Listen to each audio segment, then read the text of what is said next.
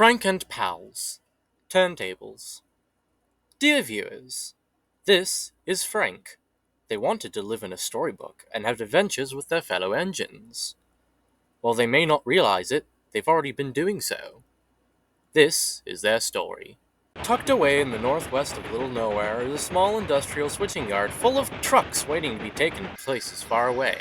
It is surrounded by factories, facilities, and towns.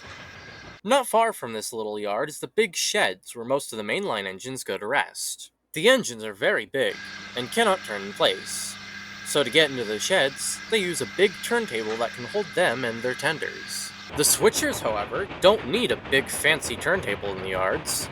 They're omnidirectional and don't need to spin around in place. However, as the yards are so packed in, they do have a small one, so there are more places for sidings. Frank, a fireless switcher, loves this turntable.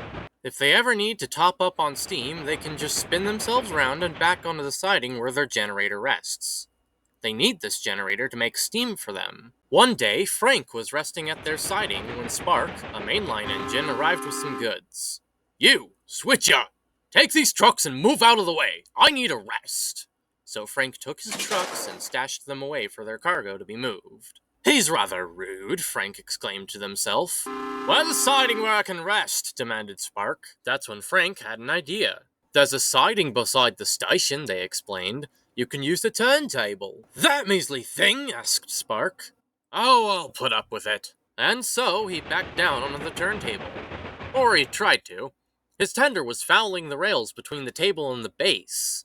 He tried again and again to align himself, but to no avail. Then he tried spinning while still fouling the table. There was a shriek and a rattle as his tender came off the rails and turned on its rear axle. Frank was quite amused, until the yard manager came to inspect the damage. "Well, you're stuck now," he said. The table wouldn't budge further. The nearest crane was in the yard, but Frank couldn't get to the right spot where they were. It took the last few hours of the day, but Spark was finally freed from the table, and he, along with Frank, went to rest at the big sheds. Spark was quite angry. "You tricked me!" "It serves you right," Frank responded. The other engines groaned as they heard them arguing. After Spark backed into his berth, Frank rolled onto the turntable to turn themselves onto a siding away from Spark. The table began to turn, and turn, and turn again. It wouldn't stop turning. Frank found themselves spinning round like a top on the table, until finally a workman caught the handle as it spun round and managed to stop it. The bigger engines were laughing at them. Frank decided they wouldn't be so cheeky to Spark again.